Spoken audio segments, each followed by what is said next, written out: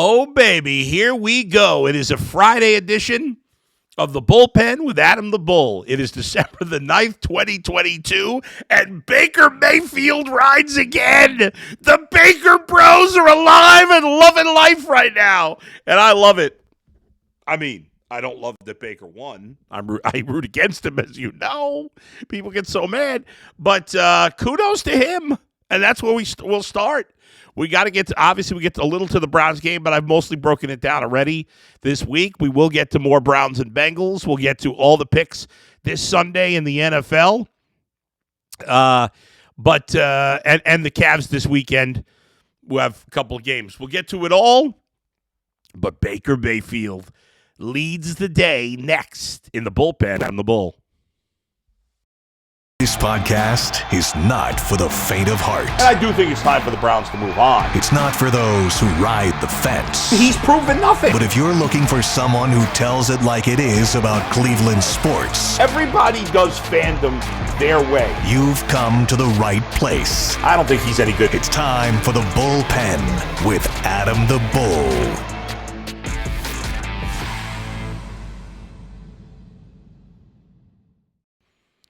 So, last night, I see that John Wolford is starting with the Rams, and I was really tired, and I said, okay, well, I'm just going to go to sleep early tonight, and I got in bed about 8:30 as the game was starting or whatever, and didn't listen to the game, didn't watch it. I was out by 9:15 or whatever, passed out, and I wake up at 6 o'clock this morning. I get on the computer, and what do I see? But Baker Mayfield delivers a magical win 48 hours after joining the team. And this is unbelievable. It was just, teams are now 4-4 and 551 when trailing by 13 or more points in the final 4 minutes in the last 5 seasons. And Baker Mayfield is one of those 4. It is amazing. Kudos to Baker. As much as I've ripped him and hated on him, as bad as he sucked for the last 2 years, I give him his credit. And he struggled, because after I didn't see the game last night, I went back and watched it like in super fast mode, right? Skipping through all the timeouts and all that, and reading about the game, and he struggled for most of the game, as you would have expected. I mean, he was not really in a great position to succeed after playing a game, after only being with the team for 2 days, and then after doing nothing for the entire game in those last 2 drives, he made some really big throws, got some benefits of some calls, whatever. But listen, he had to make the throws, and I'll tell you, that throw he made for the game-winning touchdown was a hell of a throw. It really was. And this was a Rams team that stinks, so kudos to him. I can be fair about it. I may not like him. I've been honest about it. But, he deserves credit for that game. Now, you want to turn it into a whole thing? That's silly. You want to do victory laps as if Baker's been vindicated? That's stupid. He's going to have to do it for more than, 5 minutes before you're vindicated. But for one night at least, Baker deserves credit. He, often my complaint with him with the Browns was that he would play well at times, but when it mattered the most, he almost never came through in the clutch. Made that big throw against the Bengals in 2020 in that wild back-and-forth game with Burrow. Made the pass to I think it was DPJ. It was a great play. That was a clutch win, but besides that, he never came through when it mattered. He always failed in those fourth-quarter drives. But last night, and listen, I'm not going to, we all know the Raiders are not great, but they had won 3 in a row. So I'm not going to say, if you're trying to turn it into more than a game for now, I'm not hearing that. But for my fellow Baker haters, we can't poo-poo what he did last night. That was very impressive. Credit to him. He could have completely gone in the tank, and he didn't. In fact, I said on the show yesterday, on the Ultimate Cleveland Sports Show, that I think it's still possible Baker has a career. Listen, the ship has sailed with him and the Browns, obviously. the ship has sailed in terms of was he worthy of the first overall pick? Of course he was not.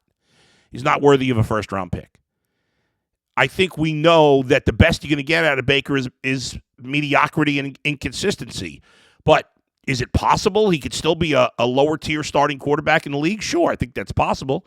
If he puts his ego in check, realizes, like guys like Jacoby Brissett and Andy Dalton, who he is, and doesn't try to be a superstar, which he's not, plays within a system, doesn't try to, go for it all the time, which is what leads to all the turnovers he makes. And so it's possible he could salvage his career here. One game proves nothing. In a vacuum, that one game, that fourth quarter comeback, fantastic. Great job. Extremely unique. I'll give you another stat. The Rams, it's from Field Yates. The last one I read was from Schefter. From Field Yates, the Rams' 98-yard touchdown drive last night was the longest game-winning touchdown drive that began with less than 2 minutes to play by any team in the past 45 seasons. Another stat from last night, by the way, the Raiders are now 0-4 in games they lead by double digits going into the second half. Both of those stats are mind-blowing. The fact that Baker did something that hasn't been done in 45 years when he'd been there 48 hours, remarkable. The fact that the Raiders are 0-4 in games they've led by double digits at halftime, I mean, the odds of that have got to be 1,000,000 to 1. So just the most unlikely result, especially because Baker's been so bad this year after being so bad last year, and he'd been there 48 hours, and he hadn't done anything until the midway point of the fourth quarter. It's crazy. That is just beyond nuts. Can this lead to something the rest of the year? Can Baker play well for the Rams? And if Matthew Stafford retires, maybe? I don't know what's going to happen. Could Baker be in competition for the number one quarterback with the Rams with a very good coach, Sean McVay? Maybe he saves his career with L.A. I don't think so. I mean, I don't think I shouldn't say I don't think so. I think he could save his career with the Rams. I don't think he's ever going to be a top starting quarterback. But of course you never know until it doesn't happen. It's still a possibility. And can he save his career at the very least and become a serviceable NFL player? Sure, he should be that. As much as I bagged on him last year, I didn't think he was going to be awful in Carolina. I thought he'd be what he's mostly been with the Browns, mediocre. Not everybody can be great, so we'll see. And if he plays great in these final 4 games that the Rams have, then maybe I'll eat some crow. I'm not eating crow after one game, but I give him credit. Not going to bag on him for this game. There's nothing, I can't. I'm not going to come up with some phony argument to rip him. He did a great job.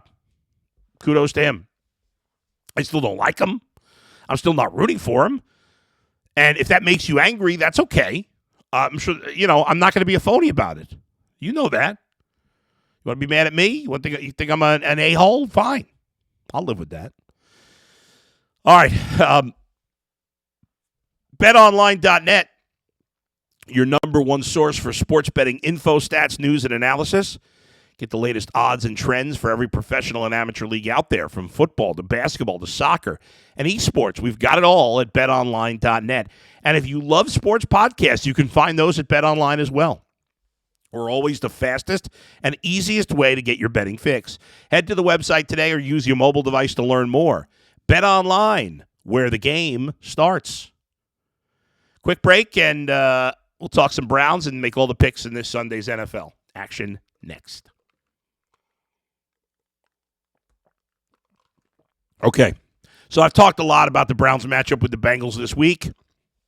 Deshaun Watson, ironic that Baker had this great comeback a couple of days after Deshaun Watson played the worst game of his career, and that's given the Baker Bros something to squawk about. By the way, Baker Bros, a term I think I invented, but I maybe didn't, is trending on Twitter, or at least was at 6, 7 in this morning, which is remarkable. But anyway, so we've talked a lot. We've broken down this game all kinds of ways. Couple of interesting notes, though, yesterday. Both Hayden Hurst, the Bengals tight end, is probably not going to play in this game. He's doubtful. We kind of knew that already. But a couple of interesting injury pop-ups late in the week. T. Higgins, the Bengals, talent, very good wide receiver, and Logan Wilson, one of their good linebackers, both had a limited practice yesterday, which is something to keep an eye on.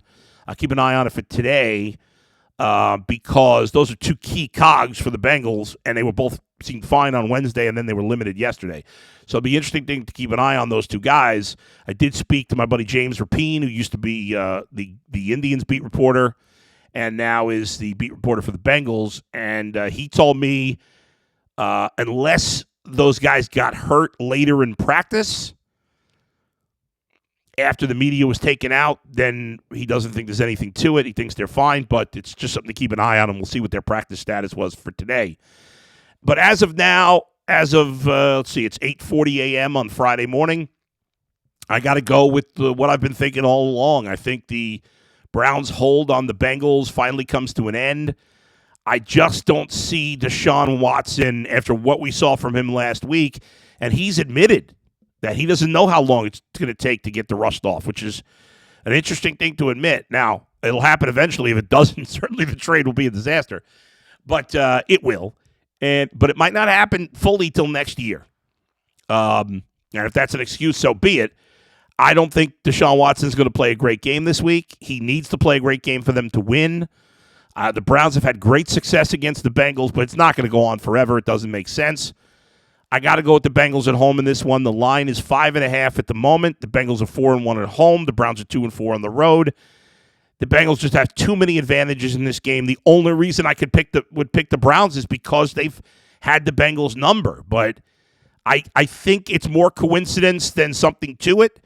I will tell you again, as I said yesterday, if the Browns win this game, it would be the most impressive win of the Kevin Stefanski era. And I would start to believe there's maybe more something to it than coincidence. For now, I still believe it's coincidence. And match up to some degree, but I think those things have been altered by the fact that the Bengals have improved in the trenches and the Browns have gone backwards in the trenches. I think the Browns' offensive line struggles are going to hurt them in this one. The Bengals have two good pass rushers, especially Trey Hendrickson on the outside. They're very strong in the middle too, and the Browns are struggling at center, and Wyatt Teller's struggling at right guard right now. I think that's all going to hurt them, their lack of pass rush besides Myles Garrett. The hope for the Browns is the turnovers. That's been a big – in the two games that the Browns have won the last 2 years, not including the game where the Bengals had clinched and weren't playing any starters, but the two legitimate wins the Browns have had the last 2 years, turnovers early in the game against the Bengals offense were a big difference. That's the only way the Browns win this game. They've got to force some turnovers and win the turnover battle. If they don't, I don't think they got a chance. I'm going to take the Bengals minus 5.5 in this one. All right, let's look at all the other games in the NFL.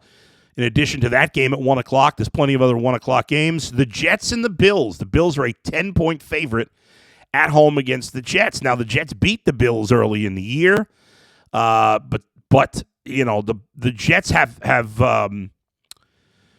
lost a tough game to the Vikings last week. They've lost 2 out of their last 3. They lost early in the year.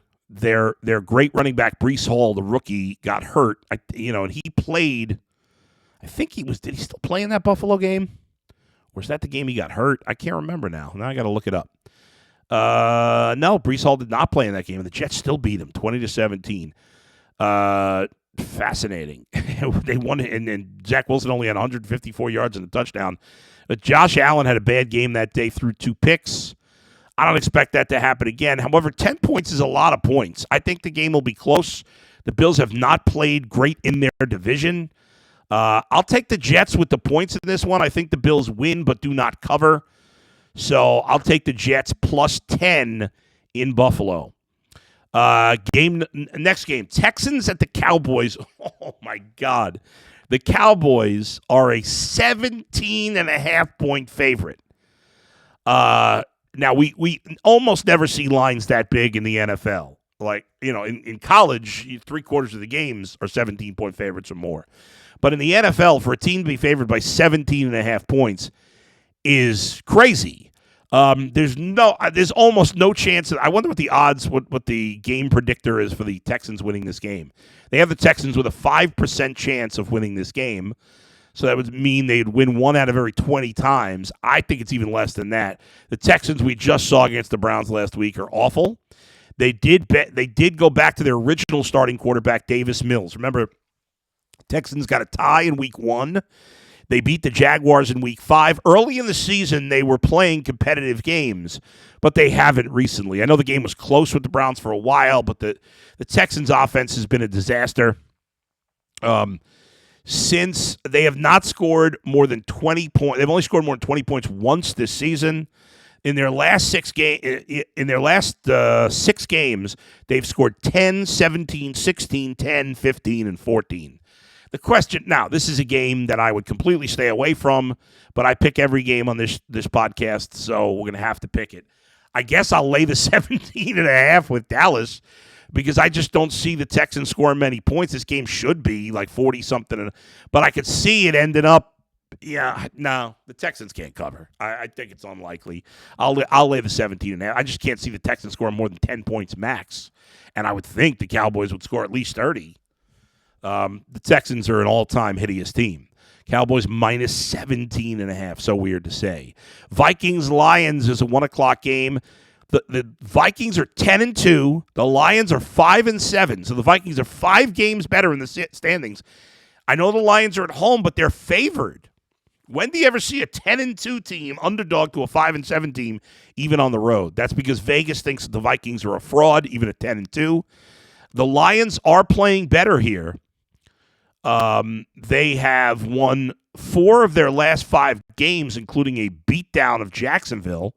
Now, those wins were against not all bad teams. They did beat the Giants, who are a decent team, but they beat the Bears, the Packers who stink, the Jaguars who stink. They lost to the Bills. They're only lost in the last 5, but that was a close game. They played a tight game with the Dolphins as well. So the Lions are playing better, but I know it's on the road, and I'm not a big Kirk Cousins guy, but I got it. I mean, they're 10-2. They're getting points. I know it's on the road. I'm going to take the Vikings. I do like how the Lions are playing.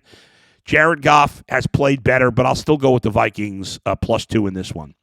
Jaguars and Titans. Oh, imagine having to sit through and watch this game. Terrible game. Titans fired their GM. They are kind of coming apart here a little bit. Now, in fairness, they've lost 2 in a row, but those losses were to the Bengals and the Eagles, and they've lost 3 of 5, and the losses were to the Chiefs, the Bengals, and the Eagles, and only the Eagles game was a blowout. So they've lost maybe the 3 best teams in the NFL, so I guess I can't crush them that much. The Jaguars had been playing better, and then they just got absolutely boat raced by Detroit last week. I like Tennessee in this one. I'm not a Tennessee guy, but they take care of business usually against the bad teams. I'll lay the 3.5. The Giants, like the Jets, who I don't really believe in, Giants have really been falling apart. They got off to a great start. They were 6-1. Since then, they've gone 1-3-1 following a tie with the Commanders last week. The Giants are at home for this game, and they're a 7-point dog. They are 4-2-1 at home. The Eagles are a perfect 5-0 on the road. It's a division game, though, and they're at home. And even though the Giants haven't played well, I think they'll keep it close. The Eagles are a really good team. They're not, to me, a juggernaut. They're not unbeatable.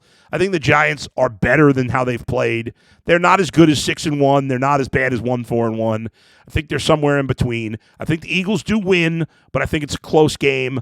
Like the Jets, I took the Jets +10, even though I think they're going to lose. I'll take the Giants +7, even though I think they're going to lose as well. But I think it's close. Next game, 1 o'clock. This is an interesting one. Ravens at the Steelers. The Steelers, like the Lions, like the Browns, are a team at 5-7 and showing promise.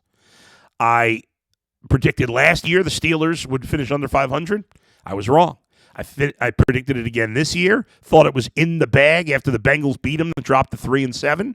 But they've won the last 2 weeks, and they don't have a particularly tough schedule the rest of the way. They did beat the Colts and Falcons, who are not particularly good teams, but those games were both on the road. Normally, this game at home, even though it's at home, I would have picked the Ravens. However, Lamar Jackson is not going to play, and I don't think the Ravens are a very good team. I'll give Kenny Pickett credit. I'm not a believer in him, but he's played better. His game is improving. So I actually think the Steelers are going to win this game at home and get to 6-7 and drop the Ravens to 8-5. I'll lay the 2 with the Steelers at home against Baltimore. Let's go to the 4 o'clock games now. We got the 3 4 o'clock games. First one is the Chiefs and Broncos. The Chiefs are not. We saw that the Cowboys are favored by 17.5 over the Texans. If this game were in Kansas City, and they will play in Kansas City later in the year, the Chiefs might be favored by 17.5. Wouldn't be probably quite that much, but it would definitely be more than 14. Even on the road, the Chiefs are a 9.5-point favorite, coming off a loss to the Bengals. They will bounce back in a big-time way. The Broncos can't score. Chiefs will win by at least 2 touchdowns in Denver. So I'll take the Chiefs minus the 9.5 points. No way I'd be stunned if the Chiefs don't bounce back and win this game. Now, maybe they don't cover, but I doubt it. Buccaneers at the 49ers. This is an interesting game because the 49ers have lost Jimmy Garoppolo for at least the regular season, probably the rest of the year. They're going with the last pick in the draft, Brock Purdy, who did a nice job leading to a win over the Dolphins last week. The Buccaneers are not a very good team. However, they're in good shape to make the playoffs because their division is absolute trash. And they're 6-6. They have a 1.5 lead in the division, even though they're a 500 team. I mean, they can finish 8-9 and still make the playoffs. They do have Tom Brady. Tom Brady has not played great. Now, he's not been bad, certainly. But they have won 3 of their last 4, including in fact, we saw a crazy win by Baker last night. The last game before that, Monday night, crazy win, comeback by Tom Brady. So the last 2 games in the NFL have both been comebacks in the last few minutes, down 13 points. So great comeback by Brady. He's played well in the final minutes of the games against the Rams and the Saints. Overall, he hasn't played great. The Bucs looked terrible against the Browns a couple of weeks ago. The 49ers, I don't know what to make of them. Kind of like Baker with the Rams, I'm not expecting a follow-up the following week. And we don't know what Brock Purdy is. But the Niners are at home. They have a great defense. Man, I don't like this game. I would stay away from it.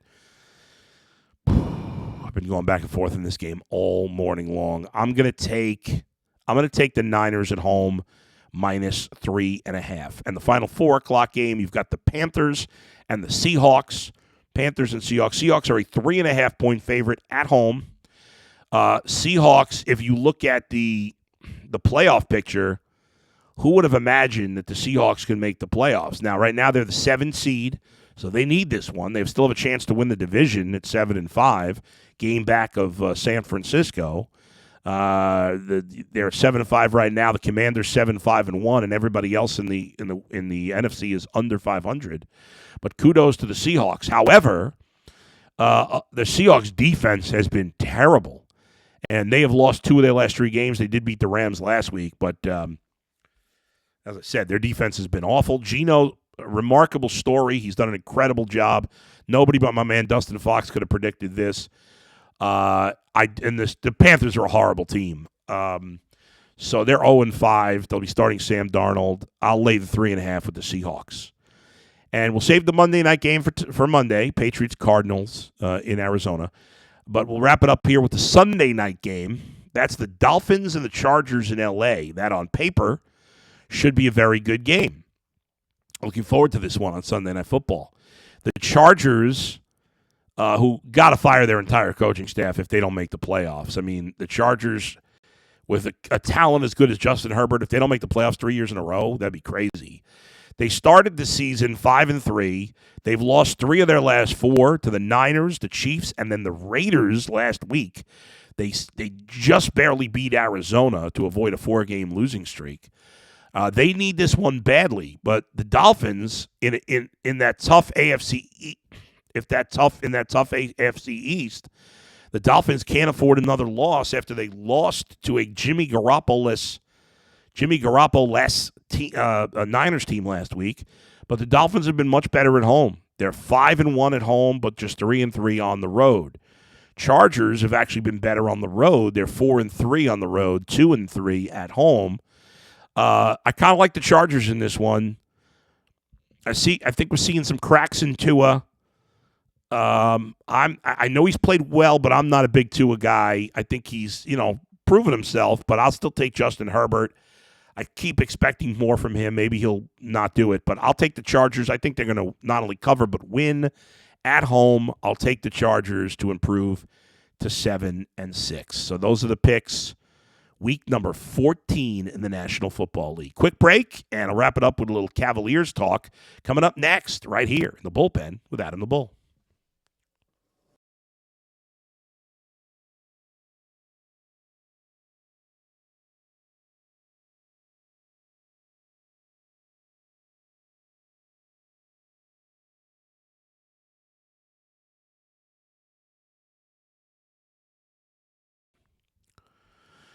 All right, here we go. Cavaliers are back in action tonight. And the Cavs coming off the win over the Lakers, got a couple of days off. Hopefully still feeling good. Jared Allen still feeling good with the back issue that he was dealing with that cost him 5 games. The Cavs are at home against Sacramento. Sacramento's been playing well. Usually just expect them to suck every year, but Sacramento, they've won 3 of their last 4. They did lose to the Bucks their last time out, but before that, 3 straight wins against the Pacers, the Clippers, and the Bulls. And they had they won 7 in a row, lost 3 in a row, tough games, but overall they've won 10 of 14 coming into this game with the Cavs. So this is not a gimme for the Cavaliers here, not at all. So I would expect the Cavs to win at home, especially when all their key guys, as far as I know, are going to play tonight. But I don't think it's going to be an easy game. Sacramento's a much better team than we would have expected. And even Oklahoma City, who they play tomorrow night, has played better of late. They've won 3 in a row and 4 of their last 7. They did lose their last game to the Grizzlies. But the bottom line is, at home, the Cavs have been nearly impossible to beat. They have the best home record in all of the NBA, 11-1. Nobody better. You got the Warriors are 11-2 at home. Wow, the Warriors are 11-2 at home and 2-11 on the road. Dallas 10-3 at home, 3-8 on the road. Cavs have not been great on the road, 5-8. 11-1 at home. Bucks are 12-3 at home. Celtics 11-2. Pelicans 10-3. Suns 12-3. Memphis 10-2. But nobody better than the Cavs. 11-1. And hopefully by the time we rejoin you on Monday, the Cavs will be 13-1 at home. I expect them to take care of business. I don't think either game will be easy, especially the Sacramento game. But I'm expecting the Cavs to go 2-0 this weekend with what should be a fully healthy squad. It will be interesting to see if the Cavs rest anybody with the back-to-back games. But they're a young enough team. Maybe Jared Allen doesn't play against Oklahoma City because of the back. We'll see. I hope he can. So it should be a fun weekend. Cavs tonight, Cavs tomorrow night, and Browns and Bengals on Sunday afternoon. Thanks for joining me as always. Make sure you subscribe to the Ultimate, or make sure you become a member or subscribe to the Ultimate Cleveland Sports Show. Hit the alert bell. You'll get alerts every time I do a podcast, every time the show puts out a podcast, post-game shows, all the stuff like that. Consider becoming a member of the Ultimate Cleveland Sports Show for $4.99 a month. You get bonus content, which we do almost every day after the show. At least 10 minutes of bonus content on a daily basis for just $4.99 a month. Follow me on Twitter at Adam the Bull. Check out the website, adamthebull.com, and check me out on Cameo for homemade videos at Adam the Bull. Cameo/Adam the Bull. Check out the Locked On Browns podcast, G. Bush, Jeff Lloyd as well. I'll talk to you Monday. Where else but right here in the bullpen with Adam the Bull. See ya.